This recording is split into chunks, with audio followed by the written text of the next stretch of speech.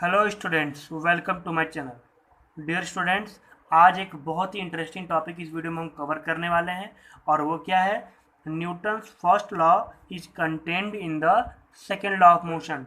मतलब जो न्यूटन का फर्स्ट लॉ है वो सेकेंड लॉ में, न्यूटन के सेकेंड लॉ में ही कंटेन्ड है। वो कैसे है उसको समझते हैं।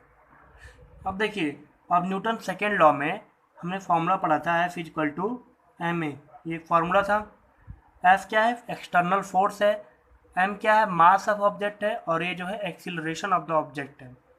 अब मान लेते हैं कि न्यूटन फर्स्ट लॉ कहता है, जब पूरा स्टेटमेंट देखेंगे उसका, मान लेते हैं फिलहाल अभी कि कोई फोर्स नहीं लग रहा है बाहर से। ठीक है, no external force is acting on an object. बाहर से कोई फोर्स नहीं है, तो ये एफ क्या हो जाएगा? जीरो हो जाएगा। तो यहाँ पे एफ की जगह पे क्या लिख लेंगे हम? Zero. F equal to zero, तो यानी कि एम इंटू ए क्या हो जाएगा? जीरो। ये दोनों इक्वल हैं। जब एफ जीरो हो गया तो एम इंटू ए भी क्या हो जाएगा? जीरो हो जाएगा। इन दोनों का मल्टीप्लाई जीरो है। तो दो नंबर का मल्टीप्लाई जीरो कब होता है? या तो दोनों नंबर जीरो हो या फिर कोई एक जीरो हो, तो ही वो जीरो होगा। तो देखो, किसी बॉडी का मास तो जीरो हो नहीं सकता, जरूर उसमें कुछ ना कुछ मास होगा। तो मास तो कभी जीरो नहीं हो सकता, यानी कि उसका एक्सेलरेशन क्या हो सकता है? जीरो। यहाँ से कंडीशन मिला हमें, एक्सेलरेशन जो है जीरो हो जाएगा। जब कोई फोर्स नहीं लगेगा उस बॉडी पे, तो उस बॉडी का एक्सेलरेशन क्या हो जाएगा? जीरो हो जाएगा। तो यहाँ से हम कंक्लूजन क्या निकालेंगे कि a body at rest will remain to be in the state of rest if no external force acts on it. यानी कि जब कोई फोर्स नहीं लग रहा है तो बॉडी एक्सेलरेट नहीं हो रहा है। जब एक्सेलरेट नहीं हो रहा है, इसका मतलब क्या हो रहा है कि जो बॉडी जो रेस्ट में है वो रेस्ट पे ही है। कोई बॉडी वो मूव ही नहीं कर रहा है। जब तक वो मूव नहीं, जब वो मूव करेगा तो क्या होगा? वो मोशन में आएगा, तो वो एक्सेलरेट करेगा। जब एक्सेलरेट ही नहीं कर रहा है मतलब वो रेस्ट में है। The body at rest will remain continue to be in state of rest अगर if no external force act on it. कोई बाहर से उसके ऊपर फोर्स नहीं लगेगा तो बॉडी क्या होगा? रेस्ट में ही रहेगा। यही हमारा न्यूटन फर्स्ट लॉ का एक स्टेटमेंट है। ये न्यूटन फर्स्ट लॉ का क्या है? एक स्टेटमेंट है। तो हमने न्यूटन फर्स्ट लॉ का एक स्टेटमेंट तो हमने प्रूव कर दिया कि न्यूटन सेकेंड लॉ से आता है। अब दूसरा जो स्टेटमेंट है उसको भी देख लेते हैं। जैसे कि मान लिया हमने कि कोई फोर्स नहीं लग रहा है, ठीक है। तो एक फार्मूला तो f equal to m a पढ़ा था हमने, और एक फार्मूला पढ़ा था हमने कि फोर्स जो होता है वो rate of change in momentum के डायरेक्टली प्रोपोर्शनल होता है, या फिर आप कह सकते हैं इक्वल टू होता है। ठीक है, तो rate of change in momentum क्या होता है? Final momentum minus initial momentum, m v minus m u. ये है फाइनल मोमेंटम और ये है initial momentum upon time taken. तो अब जब फोर्स कुछ नहीं लग रहा है एक्सटर्नल, तो एफ क्या हो जाएगा? जीरो हो जाएगा। जैसे ही एफ जीरो होगा तो एफ की जगह पर जीरो आ जाएगा। तो ये m v minus m u upon t equal to क्या हो जाएगा? जीरो हो जाएगा। फिर ये टी इधर आएगा तो क्या हो जाएगा? M v minus m u, और ये टी इधर आएगा तो जीरो के साथ मल्टीप्लाई हो जाएगा। ये होगा एम यू, ये छूट गया, m v minus m u is equal to zero into t. और जब जीरो इंटू टी आपस में मल्टीप्लाई होंगे तो क्या आएगा अल्टीमेटली? ये तो पूरा जीरो हो जाएगा, तो आ जाएगा m v minus m u is equal to zero हो जाएगा। फिर यहाँ से m को हम कॉमन निकाल लेंगे। यहाँ से m कॉमन निकालेंगे तो क्या मिलेगा हमें? v minus u equal to zero मिलेगा।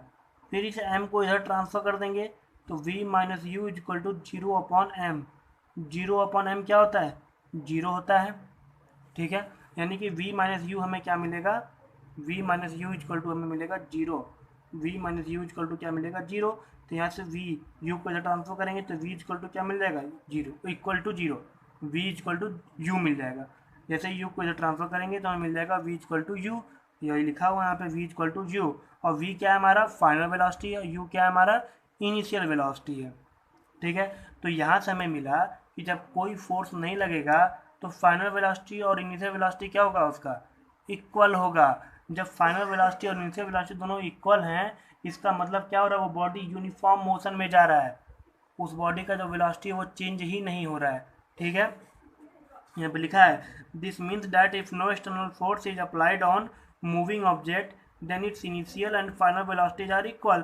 It means the body will continue to be in the state of uniform motion along a straight line if no external force acts on it.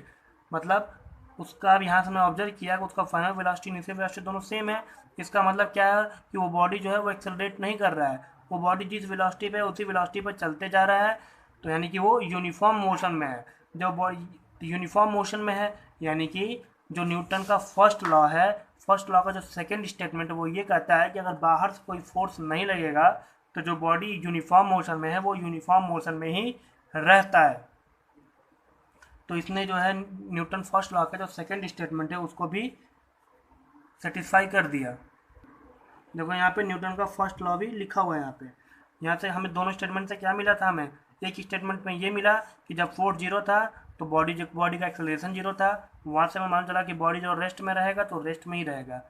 दूसरे condition में क्या मिला कि जब force zero था तो initial velocity और फाइनल वेलोसिटी दोनों इक्वल हो गए। इसका मतलब क्या है, बॉडी जो है यूनिफॉर्म मोशन में है। तो वहाँ से कंक्लूड किया हमने, we conclude that a body continues in its state of rest or of uniform motion along a straight line if no external force acts on it, and this is the Newton first law of motion। और यही क्या है, Newton first law of motion है। यहाँ से a body continues in the state of rest, कोई body जो है वो स्टेट ऑफ रेस्ट में ही रहेगा, और ऑफ यूनिफॉर्म मोशन या फिर यूनिफॉर्म मोशन में ही रहेगा अलॉन्ग ए स्ट्रेट लाइन, एक सीधे लाइन में, इससे एक सीधे डायरेक्शन में। If no external force acts on it, अगर बाहर से उस पर कोई फोर्स ना लगे। ठीक है स्टूडेंट्स। ना स्टूडेंट्स, आज की इस वीडियो में इतना ही। तब तक के लिए अगर आप मेरे चैनल पर नए हैं तो मेरे चैनल को लाइक और सब्सक्राइब जरूर कर दें। थैंक्स फॉर वॉचिंग, धन्यवाद।